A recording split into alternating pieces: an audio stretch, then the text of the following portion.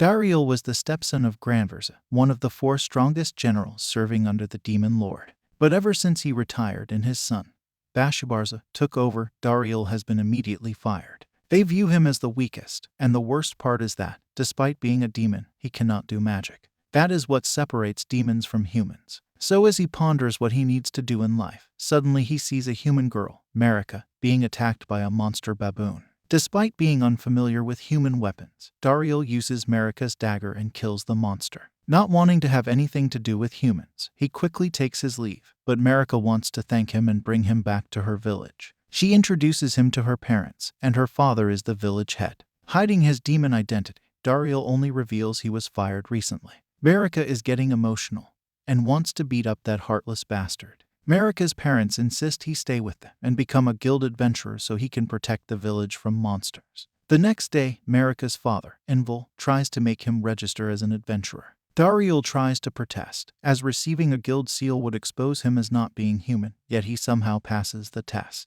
Dariel realizes that, despite being raised by demons, he must actually be human. Myithil trains Dariel to see his aura compatibility. Dariel learns of aura, a human magic that boosts weapon ability. And despite believing himself weak, he discovers his affinity for aura, making him a master-class warrior. Myithil suggests Dariel might be better suited to a larger guild in a city, but Dariel decides to stay in the village, and Marika is overjoyed. Dariel is soon introduced to the other villagers. However, this young punk, Chillin, doesn't like him, and he feels threatened by Dariel's presence. Dariel's job is to complete all the herb collection jobs that Chillin refused to do because he didn't want to. In fact, there is a monster job he is supposed to complete but never gets done. It turns out it is that monster baboon. Dariel completed his first job without even knowing it. Dariel is promoted for killing the monster and accepts a quiet herb gathering quest, but is perplexed when Marika insists on joining him, holding his hand, and doing most of the quest for him. Dariel notices Marika is skilled enough to be an adventurer. Marika claims she is scared of fighting and yet hunts monsters for food without a problem. Another quest has been completed, and Chillin is not happy about it. Dariel settles into village life, with Marika's romantic interest in him becoming more obvious. Myithil reveals Chillin recklessly decided to hunt a blazed deathscythe, even though it is too high a rank for him and a team from a city guild has already accepted the official quest. Dariel volunteers to retrieve Chillin, but finds him already running scared from the deathscythe. After defending himself from the tails of the deathscythe, Dariel's sword is shattered, so he combines 2 aura skills and throws a sword fragment into the deathscythe's mouth, killing it. Chillin realizes he has been a reckless idiot. The next day, Chillin is now a new person, and he is looking up to Dariel as his big brother. Meanwhile, the 4 demon kings struggle in their war against the hero, as Dariel was secretly the one who kept everything in the army running smoothly. Without him, everything is falling apart, yet Granbarza furiously rejects his fellow kings' requests to bring Dariel back. Chillin begins following Dariel on his quest to learn from him. Coming from back home, Marika's hugs begin to cause Dariel injuries and knock him out. Dariel notices most houses in the village are vacant, and Myithil explains the village was a trade route for a nearby Myithil mine, but since the demon army captured it, the mine trade has stopped. Dariel, formerly the demon army's mining supervisor, visits the mine and finds it being totally mismanaged by one of Granbarza's new commanders. The Knockers, a demon subspecies suited to mining who all respect Dariel greatly, are tired of being repressed and begin a revolt. The new commander shows up with his soldiers, so Dariel hides and sees this cocky dude demanding more Myithil, or he'll kill them. The Knockers have had enough and are rebelling. He orders his soldiers to kill them. Dariel hides his face and protects the Knockers as an anonymous adventurer. Dariel uses his superb skill to disable them all before they can even finish chanting whatever magic they are using, defeating the demon soldiers non-fatally. The commander surrenders, revealing he isn't even a soldier, just a demon Granbarza randomly hired at a party. At Dariel's insistence, the commander resigns, and the soldiers return home. The grateful Knockers decide to switch allegiance to the human race. The Adventurer Guild's main headquarters takes the Knockers under their protection to reopen the mine properly, making the village prosperous again. Marika hugs Dariel so hard that he is tackled to the floor unconscious. Granbarza is punished by the Demon Lord for losing the Myithil mine, and for his continued mismanagement of the army. Eventually, the Demon Lord notes how tough things are without Dariel around. Meanwhile, Marika is trying to confess to Dariel and talk about their future with kids, but is interrupted by Chillin arguing with Fitbatan, the arrogant leader of the adventurer team sent to hunt the Blaze Death Scythe. They look down upon Luck's village, but Kashida reveals Dariel killed the Death Scythe. The villagers praise him, except for Fitbitten. Later, Marika learns of this and wants to kill the arrogant leader for dissing her husband. A misunderstanding results, and will accepting a confused Dariel as Marika's fiancé. When the demons announce Knockers to return to the Demon Lord's side, Dariel goes to see who is behind this. It turns out to be his ex-colleague, Rizit, and he is happy to see Dariel again. Rizit reveals the demon army is near collapse due to Bashvarza's incompetence, and begs Dariel to return. Dariel refuses due to being human and instead has Rizit negotiate with Bisfrid to buy Myithil from the guild, reasoning that buying Myithil is easier than starting a war over the mine. A furious Fitbitten tries to murder Rizit, but is stopped by Dariel. Bisfrid berates Fitbitten and reminds him he is hired for security, and not politics. The deal is sealed, with Myithil agreeing to sell Myithil to the demons. Dariel looks forward to future peace between demons and humans since both races are precious to him. Bisfrid asks Dariel to reopen the Myithil Foundry. However, Fitbitten has already claimed the Foundry for the Campbell Guild. The Central Guild sends Smith, the greatest living Myithil blacksmith, to work in the Foundry. Smith refuses to work with Campbell Guild blacksmiths due to Fitbitten's rudeness. Smith shows off his skills to those amateurs by creating the perfect Myithil. Once done, Smith reveals he intends to forge the greatest Myithil weapon of his career, customized for Dariel's unique aura. Later, Fitbitten talks to Dariel and tries to make a deal to monopolize the Myithil mine for themselves. Because at this rate, the Center Guild is deceiving them and reaping the profits when it was Dariel who took back the mine. However, Dariel rejects him, so Fitbitten challenges Dariel to a duel. On the day of the duel, Fitbitten reveals that his smiths have forged a Myithil sword and shield, and mocks the dagger that Smith forges for Dariel. However, Smith reveals it is the Hermes blade, which with Dariel's aura, can become any shape, including a sword and whip. Fitbitten's inferior Myithil is destroyed, and Dariel sent him flying across town. In the aftermath, Bisfrid decides to arrest Fitbitten, but Dariel, knowing Fitbitten was doing his best for his guild and teammates, insists Fitbitten be forgiven if he repairs the houses damaged in their duel. Later, Bisfrid offers Dariel a job at Central Guild, overheard by Marika. Dariel contemplates the job offer, clothed in a towel, in a sauna. Marika, also dressed in a towel, joins the shocked Dariel, insisting they discuss something important. Marika tells Dariel she will support his taking the Center Guild job.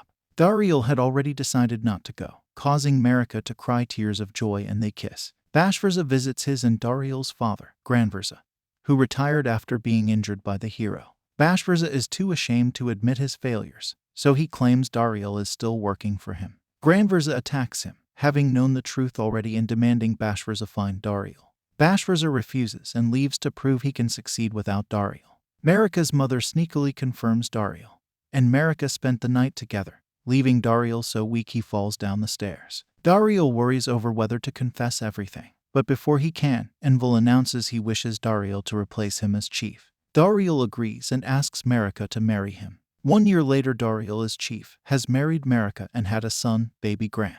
Dariel receives news that the hero's party will be staying in this village for a while. Dariel has mixed feelings as the hero almost killed Granbarza, but he finds the previous hero has retired and been replaced by a young woman who is so new to the role, she has notes for heroic behavior written on her hands. As it is her destiny to defeat the demon lord, she has come to the village for Myithil armor. The hero, Rady, and her subordinates, Sadom and Sesha, are entranced by the Myithil weaponry, and Sakai is currently the best Myithil smith they have. Rady announces she is seeking a third subordinate, and is accepting challengers. And just like that, we have a tournament to see who can join. It's the heroes' party versus everybody in Luck's village. As a handicap, the heroes used only kitchen utensils, and they continued to dominate everyone. Kashida showed some potential and came close to winning, but Dariel is forced to save his life when Rady almost kills Kashida by accident. Only Dariel catches Lady's eye, and she can tell he is very powerful and requests a one-on-one match. With Dariel displaying his power, Lady is now certain he is the member they are looking for. However, Dariel makes excuses, saying he needs to get back to work. Later that night, Dariel recalls Lady Droys, one of the demon kings who valued peace above everything, and was determined not to help Rady defeat the demon lord. The next day, Rady follows Dariel to see what he does all over town. At the end of the day, she seems confused that Dariel is so helpful and everyone else is thankful for his help, and she slowly realizes she values life over war. That night, she begs him to join her once more, but Dariel refuses, revealing the demon army only exists to protect the demon lord from the hero and has never once started a war with humans, as it was always the hero who attacked first. Rady relents and asks Dariel to be her mentor. Dariel agrees, hoping to steer Rady away from war altogether. Droys is discouraged, and Dariel is still missing, as Bashvarza has not attempted to manage the army in months. Meanwhile, Rizit visits Dariel but is followed by Zebiance, one of the 4 demon kings, who finally locates Dariel. With Rizit paying his usual visit to Dariel, suddenly Zebiance shows up, punishes Rizit, and confronts Dariel. Zebiance is attempting to take control of the situation and make it seem like it was completely Dariel's fault. When she badmouths him, Marika isn't going to allow that and almost kills her, so she decides to behave after witnessing Marika's suppressed rage. Outside, Zebiance challenges Dariel to a duel but loses comically fast, always asking for another go. During the fight, Dariel accidentally snatches Zebiance's panty and is forced to sell her a mithril weapon. While Zebiance visits the Foundry to have a weapon forged, Dariel is forced to distract Rady so she won't meet Zebiance, only for the two to meet anyway at the sauna. Dariel is forced to admit everything about his past, having already done so to Marika before their wedding. However, they still have a bone to pick with each other, but Marika prevents a fight from breaking out, so Zebiance and Rady decide on a duel. After a restless night, the two meet with their mithril weapons, Rady's sword and Zebiance's wind magic necklace. The fight starts, and both pull out all the stops to take the other down. The two are evenly matched until they almost collapse a cliff onto Gran and both save him. With the duel over, the two realize they actually had fun together and have become friends. Dariel hopes such friendships will lead to the peace he longs for between humans and demons. Later, the village is visited by Alanzir, the retired previous hero. Far from the bloodthirsty warrior Dariel remembers, Alanzir appears as a kindly old man. Alanzir plans to resume Rady's training, but after learning Dariel has also been training Rady, he asks to spar with him, which Dariel unhappily agrees to. Dariel has to face him due to peer pressure, but he manages to make the excuse that it's lunchtime. So as they eat, Zebiance accidentally uses demon magic, exposing herself. Alanzir strikes to attack Zebiance from afar. He realizes she is a demon and will exterminate her. Dariel is forced to save Zebiance, informing Alanzir that peaceful demons are welcome in his village. Alanzir is glad to have met someone as strong as him and wants him to replace Rady as the hero. Dariel refuses, so he attacks him. Alanzir injures him, demanding to know why Dariel wants peace with demons. Dariel reveals that he was raised by demons. Meanwhile, Granbarza meets the demon lord and begs him to fire Bashvarza, who has not left his room in over a year. The demon lord knows he is not doing this for his army, but because he is mad, Dariel got fired. Granbarza blatantly prefers the human Dariel over Bashvarza, but he gives Granbarza Dariel's location, having known it all along. Granbarza recalls that 33 years ago, the former water demon king Beziton was slain by Alanzir, but he left Granbarza the perfect weapon to one day kill Alanzir, the baby Dariel. Alanzir abruptly reveals that Dariel must be his long-lost son, kidnapped by Beziton as a baby. It all makes sense since Dariel possesses all the same attributes, which can only be passed from parent to child. Before Dariel can react to this revelation, Granbarza arrives.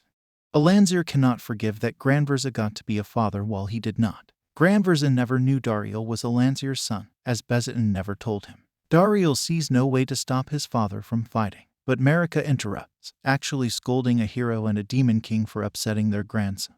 Meeting Gran, the two grandfathers make peace. Bashvarza finally reappears, claiming to have a plan to defeat the hero, only to find he will soon be fired and all anyone can talk about is Dariel. Bashvarza decides to kill Dariel. During a party, Envil is nervous about being joint grandfathers with Alanzir the hero and Granbarza the demon king, but Dariel feels hopeful when they start getting along. Rady asks about her training, but due to their new circumstances, Alanzir admits the demon lord isn't the cause of humanity's suffering. The war was started by humanity's leaders to seize the demon lord's ability to bestow magical powers, finally allowing humans to use magic. Rady decides to remain the hero and expose the truth. Kashida comes in with bad news. The mithril mine is attacked by a dragon, so everyone rushes to help. Dariel realizes the knockers are trapped and rushes to free them while Granbarza and Alanzir distract the dragon. Realizing the knockers will be in danger as long as the dragon is nearby, Dariel joins the fight. After knocking the dragon from the sky, he tries to reach out his hand to Salamandra, and just like that, the fire beast flies away. Granbarza senses something amiss and will return to the demon realm to investigate.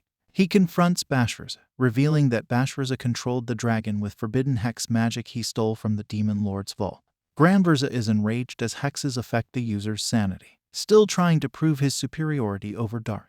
Bashvarza flies away on the dragon to kill the heroes Alanzir and Rady. In the mine, Dariel is looking for a lost mine worker when suddenly this magical earth beast, Gigantomachia, appears. He is upset that his friend Salamandra, the magical fire beast, is suffering. Seeing that Dariel has a good heart, he improves his Hermes blade since the mithril was mined from his body. Granbarza contacts Dariel to warn him about his son, who has dabbled in forbidden magic and is coming there to settle things. Marika gives Dariel armored gloves and her wedding ring to keep him safe.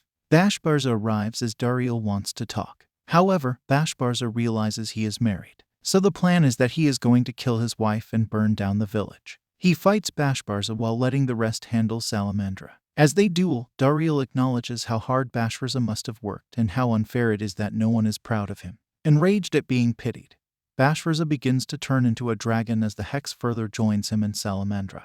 Everyone joining hands to defeat Salamandra is no problem. Now the issue is Dariel trying to best Bashbarza in his hybrid monster form. As Bashbarza continues to blame him, the hex begins to affect Dariel, synchronizing their minds and dragging him into Bashbarza's memories. Ever since Granbarza brought Dariel home, Bashbarza has felt like Dariel has replaced him as Granbarza's son. Even when it looked like he could work beside his father, Granbarza retired and assigned Dariel as his aide instead. Dariel is deeply affected by Bashbarza's loneliness, which only makes Bashbarza angrier. Dariel draws Bashbarza into his own memories, showing him his own loneliness over never fitting in as a demon and treasuring Bashbarza as his younger brother. Bashbarza realizes that his own stubbornness caused his pain and weeps, breaking the hex. This reconciliation works only now that the hex has gone out of control and Salamandra has gone berserk. Bashbarza fuses with Salamandra's body to fly him far away, at the cost of his life, but Granbarza and Dariel work together to save him. Now we can have a happy family reunion. The demon lord exiles Bashbarza for eternity, so he visits Dariel and meets his nephew Gran. Gran speaks his first words, "Big brother Bashbarza." Then everyone takes a family photo to commemorate this day, a family portrait of humans, demons, and heroes together. However, Bashbarza can't stay, as he plans to return to those affected and then travel the world to see what Dariel has seen, but he promises to visit occasionally. Life in the village returns to peaceful normality. The anime ends here. Thank you for watching till the end and please don't forget to subscribe.